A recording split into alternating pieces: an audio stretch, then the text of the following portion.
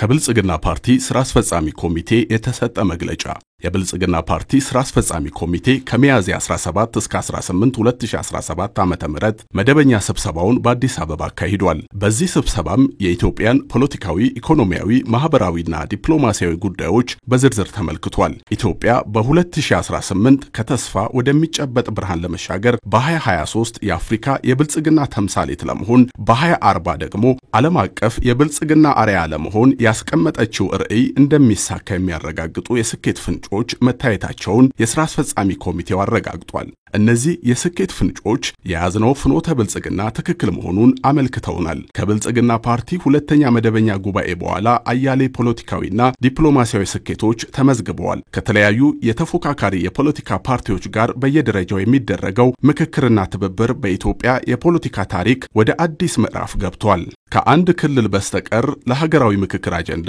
የማሰባሰብ ምዕራፍ በሁሉም ክልሎች ተጠናቋል። መንግስት በተደጋጋሚ ያቀረበውን የሰላም ጥሪ ተከትሎ እጅ የሚሰጡና ወደ ሰላም ድርድር የሚመጡ ታጣቂዎች ከዕለት ወደ ዕለት ቁጥራቸው እየጨመረ ይገኛል። የመንግስት ሕግ የማክበርና የማድረግ አቅም እየጎለበተ መጥቷል። ከሶማሊያ ጋር ተፈጥሮ የነበረው ውዝግብ በዲፕሎማሲያዊ መንገድ ተፈቷል። ኢትዮጵያ የባህር በር እንዲኖራት የተያዘው አቋም ዓለም አቀፋዊ ተቀባይነቱ እየጨመረ ነው። ኢትዮጵያ ከዓለም አቀፍ የፋይናንስ ተቋማት ጋር ያላት ግንኙነት ከመሻሻሉም በላይ የሚደረግላት ድጋፍ እያደገ ነው። በዓለም አቀፍ መድረክ የኢትዮጵያ ተፈላጊነት ጨምሯል። የዲፕሎማሲ ግንኙነቷም በሁሉም አቅጣጫ ከፍ ብሏል። እስካሁን ያለው አፈጻጸም የሚያሳየው በያዝነው ዓመት አጠቃላይ ኢኮኖሚው በታቀደው መሰረት በ8.4 በመቶ የሚያድግ መሆኑን የሥራ አስፈጻሚው ገምግሟል። በዘርፍ ደረጃ ደግሞ ግብርና በ6.1 በመቶ፣ ኢንዱስትሪ በ12.8 በመቶ፣ ማኑፋክቸሪንግ በ12.0 በመቶ፣ ኮንስትራክሽን በ12.3 በመቶ፣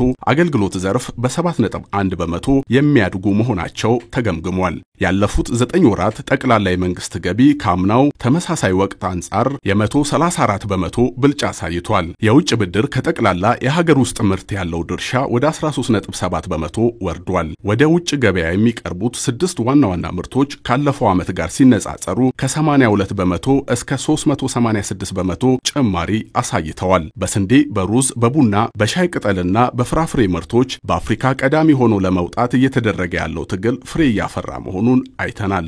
ውድ የብልጽግና አመራሮች፣ የብልጽግና አባላትና መላው ህዝባችን የማክሮ ኢኮኖሚ ማሻሻያው ዝቅተኛ ኑሮ በሚኖሩ ወገኖች ላይ ጫና እንዳያሳድር አስፈላጊ የሆኑና የታቀዱ የድጋፍ መርሃ ግብሮች መከናወናቸውንም የሥራ አስፈጻሚ ኮሚቴው መርምሯል። ለማዳበሪያ 62 ቢሊዮን ብር፣ ለሴፍቲኔት 41.2 ቢሊዮን ብር፣ ለነዳጅ 60 ቢሊዮን ብር፣ ለመድኃኒት 3.5 ቢሊዮን ብር፣ ለምግብ ዘይት 6.1 ቢሊዮን ብር እንዲሁም ለደሞዝ 38.4 ቢሊዮን ብር ድጎማ ተደርጓል። ባለፉት 9 ወራት ብቻ 344790 የውጭ ሀገር ህጋዊ የሥራ ዕድሎች እና ከ3 ሚሊዮን በላይ የሀገር ውስጥ የሥራ ዕድሎች ተፈጥረዋል። የርቀት የሥራ ዕድሎች ቁጥርም እየጨመረ መምጣቱ ታይቷል። የመንግስት የልማት ተቋማትን በአዲስ አስተሳሰብና በአዲስ መንገድ መልሶ ለማደራጀትና ለመምራት መቻሉ እያስገኘ ያለው ውጤት ለሌሎች አርአያ የሚሆን እንደሆነ የሥራ አስፈጻሚ ኮሚቴው ገምግሟል። የኢትዮጵያ ኢንቨስትመንት ሆልዲንግ አሁን ያለው ጠቅላላ ገቢ 1.5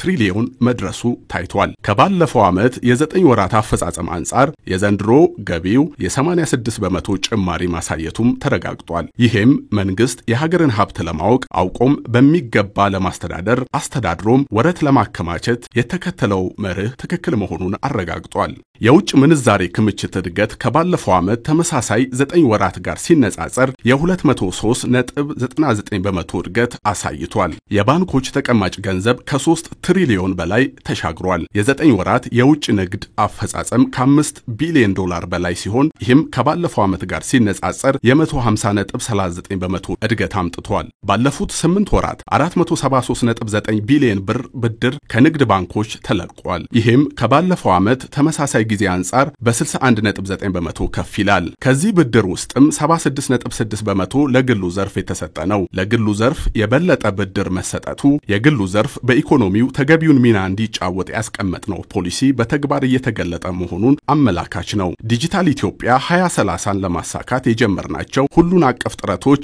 ፍሬያቸው እየጎመራ ነው። የኢንተርኔት ተጠቃሚዎች 50.2 ሚሊዮን፣ የሞባይል ተጠቃሚዎችም 86.6 ሚሊዮን ደርሰዋል። የቴሌብር ደንበኞችም ከ52.56 ሚሊዮን በላይ ናቸው። ዲጂታል ፋይናንስ የህብረተሰቡን ፍትሃዊ ተጠቃሚነት ከማረጋገጥ ባለፈ ለኢኮኖሚው መሳለጥ ጉልህ ድርሻ እያበረከተ ነው። ባለፉት 9 ወራት በዲጂታል መንገዶች 7.73 ቢሊዮን ብር ተቆጥቧል። 26.77 ቢሊዮን ብር በዲጂታል በኩል ብድር የተሰጠ ሲሆን የ12.51 ትሪሊዮን ብር ግብይት ደግሞ በዚሁ መንገድ ተከናውኗል። ዋና ዋና ፕሮጀክቶችን በጊዜና በተገቢ ደረጃ ለማጠናቀቅ የተሰጠው አቅጣጫ ብዙዎቹን ለፍጻሜ እያበቃቸው ነው። የህዳሴ ግድብ ግንባታ አፈጻጸም 98.66 በመቶ ደርሷል። የኮይሻ አይሻና ሰላ የኃይል ማመንጫዎች በተያዘላቸው ቅድ መሰረት እየተጓዙ መሆናቸው ተገምግሟል።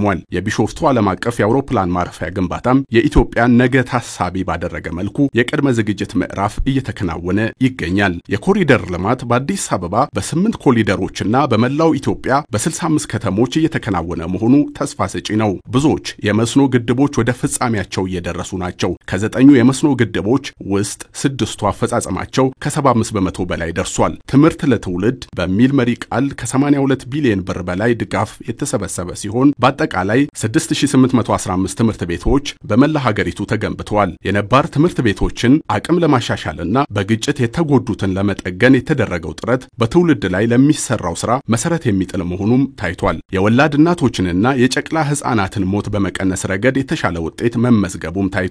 በኢትዮጵያ የቱሪዝም መዳረሻዎችን፣ የስፖርት ስፍራዎችን በቁጥርም በአይነትም እያደጉ መጥተዋል። በተለያዩ ከተሞች በመገንባት ላይ የሚገኙት ዓለም አቀፍ ስታዲየሞች በመጠናቀቂያ ምዕራፋቸው ላይ ናቸው። ይህም ኢትዮጵያ ታላላቅ አፍሪካዊ ጨዋታዎችን ለማስተናገድ ለያዘችው እቅድ መሳካት ወሳኝ ነው። ከዚህ በተጨማሪ ኢትዮጵያ ዓለም አቀፍ ሁነቶችን ለማስተናገድ ያላት መሰረተ ልማት እና የመስተንግዶ አቅም እያደገ ይገኛል። ባለፉት 9 ወራት ከ66 በላይ ዓለም አቀፍ ሁነቶች በሀገራችን ተደርገዋል። በቱሪስት ፍሰት ጭማሪ ከአፍሪካ ቀዳሚ ሀገር በመሆን ላይ ነን። የኢትዮጵያን ተፈጥሯዊ፣ ባህላዊ፣ ታሪካዊና ሃይማኖታዊ ጸጋዎችን አውጥተን ማሳየት ከቻልን በቱሪዝም መስክ የቀዳሚነት ሚና መጫወት እንደምንችል ጅማሮቹ ያሳያሉ። ባለፉት 9 ወራት በተከናወኑ ተግባራት አምራችነትን በማበረታታት ስራ ያቆሙ ኢንዱስትሪዎችን ወደ ስራ በማስገባት ገቢ ምርቶችን በሀገር ውስጥ ምርት በመተካት የሀገር ውስጥ ገቢን በማሰባሰብ ወጪ ምርቶችን በብዛት በማምረት ከአንድ ጊዜ በላይ መሬትን ደጋግሞ በማረስ ሪፎርሞችን በየዘርፋቸው አግባብ በመተግበር የተመዘገቡ ውጤቶች ተስፋ ሰጪ ናቸው። በዚህ እንቅስቃሴ የተነሳ ራስን የመቻል ተነሳሽነት ጨምሯል። 9 ክልሎች ሰብአዊ ድጋፍን በራሳቸው አቅም ከመሸፈናቸውም በላይ የሰብአዊ ድጋፍ ፈላጊዎች ቁጥርም ባለፉት 5 ዓመታት በሀገር አቀፍ ደረጃ በ86 በመቶ ቀንሷል። ሂደቱ ተረጂነትን መጸየፍና አምራችነትን ባህል ማድረግ በሀገራችን ስር እየያዘ መሆኑን አመላካች ነው። ውድ የብልጽግና አመራሮች፣ የብልጽግና አባላትና መላው ህዝባችን እነዚህ ስኬቶች የጉዟችን መጀመሪያ እንጂ መጨረሻ አይደሉም። ማበረታቻዎች እንጂ ፍጻሜዎችም አይደሉም። ስኬቶቹ መንገዳችን ትክክል መሆኑን የሚያሳዩ የተራራ ላይ መብራቶች ናቸው። ለበለጠ ስራ የሚያነሳሱ፣ ለበለጠ ወኔ የሚቀሰቅሱ፣ የጠለቀ ቁጭት የሚቆሰቁሱ ናቸው። በሰራናቸው የፖለቲካ የኢኮኖሚና የጸጥታ ተቋማት ሪፎርሞች ሀገራችን ከነበረባት የህልውና አደጋ ወጥታ ወደ አስተማማኝ ህልውና እየተሻገረች ነው። ሪፎርሙ የነበረውን የህልውና ስጋት መቀልበስ ብቻ ሳይሆን የሀገራችን ህልውናን ለመጠበቅ የሚያስችል አስተማማኝ አቅም ተፈጥሯል። ይህም በተቃራኒው መንግስትን በኃይል ለመጣል የነበረውን ፍላጎት አምክኗል። በተደረጉ ሀገር በቀል ማሻሻያዎች በተፈጠረው አቅምና ዝግጁነት ኢኮኖሚያችን ወደ ተሟላ የኢኮኖሚ ማሻሻያ ትግበራ ገብቷል። ይሄ ደግሞ የኢኮኖሚ ሂደታችንን እና የብልጽግና ጉዟችንን የሚቀይር አዲስ ምዕራፍ ፈጥሯል። የህዳሴ ግድብ መጠናቀቅና የባህር በር ጉዳይ በቀጠናችን የአጀንዳ የበላይነት እንድንፈጥር አስችሎናል። በዚህም የተነሳ ሀገራችንን ከተከላካይነት ወደ ተጽዕኖ ፈጣሪነት አሸጋግሯታል። በመሆኑም ለውጡ ከመትከል ወደ ማንሰራራት ተራምዷል ማለት ይቻላል። መንግስት የፈጠረው አቅም የጸረ ለውጥ ኃይሉ መዳከምና ዓለም አቀፍ ለውጡ የኢትዮጵያን ሪፎርም ለማሳካት የተሻለ ዕድል የሚሰጥ ነው። መንግስትን በኃይል ለመጣልና ፍላጎትን በጉልበት ለማሳካት የሚደረገው መፍጨርጨር ውጤት እንደማያስገኝ ሀገራዊ እውነት እየሆነ ነው። በየጊዜው ወደ ሰላም የሚመጡ ታጣቂዎች ቁጥር መጨመርም ይህንን ያመላክታል። በአንድ በኩል እነዚህ ስኬቶች ይበልጥ ማስፋትና ማጽናት አለብን። በሌላ በኩል ደግሞ ራሳችንን ከመሃል ዘመን ወጥመድ መጠበቅ ይገባናል። የመሃል ዘመን ወጥመድ አንድ ሀገር ከፖለቲካ ስርዓት ሽግግር በመውጣት ወደ ቀጣዩ የማጽናት ምዕራፍ ከመድረሷ በፊት በሚገኘው የመሃል ዘመን በስኬቶች ረክቶና ተዘናግቶ የመቀመጥ አባዜ ነው። ከፖለቲካ ሽግግር በመውጣትና የጸና ስርዓትን በመትከል መካከል የሚገኝ ፈታኝ ዘመን ነው። የሀገራችን ኢኮኖሚ በማደግ ላይ ያለ እንጂ በሚፈለገው መጠን ያደገ አይደለም። በግብርና፣ በኢንዱስትሪ፣ በከተማ ልማት፣ በውጭ ምርቶች፣ በማዕድን፣ በአገልግሎት ዘርፍ፣ በዲጂታል ኢትዮጵያ ወዘተ ያየናቸው ለውጦች ብንሰራ የት እንደምንደርስ አመላካቾች ናቸው። ከግባችን መድረሳችንን ግን አያበስሩም። የፖለቲካ ባህላችን እየተለወጠ ነው። ነገር ግን የሰለጠነ የፖለቲካ ባህል ገና አልገነባንም። የጸጥታ ተቋሞቻችን እየዘመኑና እየተደራጁ ናቸው። ይሁን እንጂ በኢትዮጵያ ልክ ገና አልደረሱም። የፖለቲካ ፍላጎትን በኃይል የማስፈጸም አካሄድ ፋሽኑ እያለፈበት መጥቷል። ነገር ግን ገና ከፖለቲካና ከማህበራዊ ባህላችን ተፍቆ አልጠፋም። የሲቪል ሰርቪስ ሪፎርም ገና በጅምር ላይ ነው። ዕዳችን ቢቃለልም ገና ከጫንቃችን ፈጽሞ አልወረደም። የዋጋ ግሽበትን ብንቋቋመውም የኑሮ ውድነትን ግን በተገቢው መንገድ ገና አላቃለልነውም። በመሆኑም ከስኬት ማማ ላይ የደረስን መስሎን በመሃል ዘመን ወጥመድ እንዳንያዝ አመራሮችና አባላት ነቅተው እንዲታገሉ የሥራ አስፈጻሚ ኮሚቴው በአጽንኦት ያሳስባል። የመሃል ዘመን ወጥመድ በዋናነት የሚከሰተው በውጤት በመዘናጋት ችግርን በመላመድ አገራዊ እይታን ትቶ በጎጥ ውስጥ በማደር እና የሕዝብን ችግሮች በጊዜያቸውና በልካቸው ባለመፍታት ነው። በመሆኑም እነዚህ ችግሮች የመሃል ዘመን ወጥመድን እንዳያመጡብን በአመራሩና በአባላቱ ዘንድ ትግል ሊደረግባቸው ይገባል። ውድ የብልጽግና አመራሮች፣ የብልጽግና አባላትና መላው ሕዝባችን የተዛባ ትርክት እንዳይፈጠር የብሔራዊ አርበኝነት ትርክትን በሚገባ ማስረጽ ይጠበቅብናል። የሕዝብን ጥያቄዎች በየደረጃው መፍታት አለብን። ምርትና ምርታማነትን ከፍ በማድረግ የኑሮ ውድነትን የሚያቃልሉ ስራዎችን መስራት ይጠበቅብናል። የተጀመሩ ኢኒሼቲቮችን የሕዝብ እርካታ በሚፈጥሩ መልኩ ወደ ውጤት ማድረስ አለብን። ከጠላቶቻችን ላይ የመሳሪያም የትርክትም ትጥቅ ማስፈታት ይገባናል። ለጠላት ተጋላጭነትን ሊፈጥሩ የሚችሉ አሰራሮችን ማረም ጊዜ የማይሰጠው ተግባር ነው። የአመራር ስምሪትን መፈተሽና ማጥራት መንገዳችንን የበለጠ ምቹ ያደርገዋል። ትጋትና ቁርጠኝነትን መጨመር፣ መናበብና ቅንጅትን ማሳለጥ አለብን። ህብረ ብሔራዊ አንድነትን የሚፈጥሩ ገዢ ትርክትን የሚያሰርጹ ብሔራዊ ጥቅሞቻችንን የሚያስከብሩና የኢትዮጵያን ብልጽግና የሚያረጋግጡ ተግባራትን ባለማሰለስ በአካባቢያችን ተግተን ማከናወን ያስፈልገናል። የክረምት የበጎ ፍቃድ ስራዎችን በተገቢው እቅድና ቅንጅት መርተን ለውጤት ማብቃት ይገባናል። በአረንጓዴ አሻራ መርሃ ግብር በዚህ ዓመት የተያዘውን እቅድ ለማሳካት ህዝቡን የማትጋትና የማሳተፍ ስራ ካሁኑ መጀመር አለበት። ለመኸር የእርሻ ስራዎች የሚያስፈልጉ ግብዓቶችና ማሽነሪዎች በተገቢው ቦታና ጊዜ እንዲደርሱ የአመራር ሚናችንን እንወጣ።